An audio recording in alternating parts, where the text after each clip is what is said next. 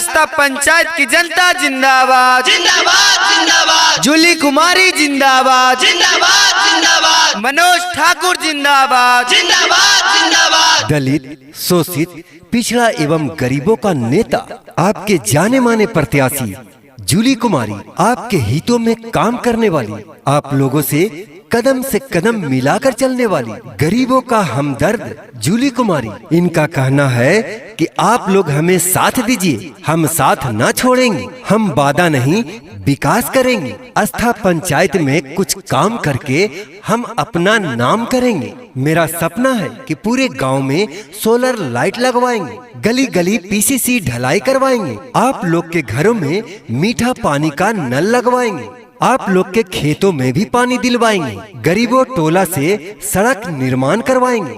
Julie Kumari ji का कहना है, मैं नेता नहीं कार्यकर्ता रहूंगा, जनता मालिक रहेंगे और किसी के साथ भेदभाव नहीं होगा, इसलिए आप लोग इन्हें साथ दें, ये साथ न छोड़ेंगे, सिर्फ वादा नहीं विकास करेंगे। आपके जाने माने प्रत्याशी जूली कुमारी। जूली कुमारी जिंदाबाद जिंदाबाद जिंदाबाद। मनोज ठाकुर जिंदाबाद जिंदाबाद जिंदाबाद। मंगुरा नवाता, आयल बहचुना बुना भुलावे के आयल बचुना बुना भुलावे के जूली कुमारी के जितावे के अब की मुखिया बनावे के जूली कुमारी के जितावे के अब की मुखिया बनावे के आस्था पंचायत के जनता जाने बाचा बाचाना गाँवे के विकास होई सबका से अच्छा। जूली कुमारी के जितावे के अब की विजयी बनावे के जूली कुमारी के जितावे के उनका मुखिया बनावे के कुमारी जिंदाबाद जिंदाबाद। मनोज ठाकुर जिंदाबाद जिंदाबाद। मंगुरा नवाता, मंगुरा नवाता, मंगुरा नवाता।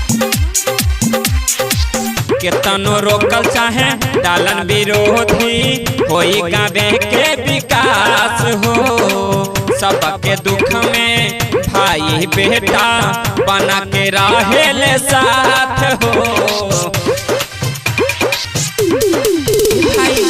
केतनो रोकल चाहिए डालन विरोधी होई गावे के विकास हो, सबके दुख में भाई बेटा बना के रहेले साथ हो।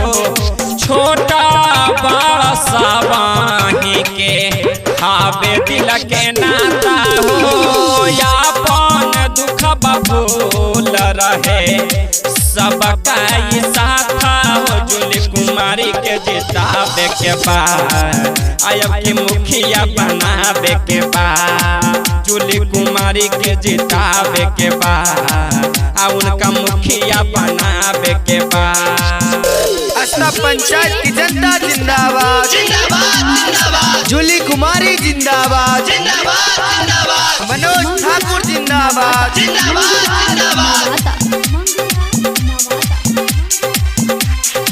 हाथ जोड़ी कहे पवन आप सभे से असही बनल रहे प्यारे हो। भैया भौजी चाचा चाची सभे के चाही दुलार हो। हाथ जोड़ी कहे ऋषि आप सभे से असही बनल रहे प्यारे हो। भैया भौजी चाचा चाची सभे के चाही दुलार हो।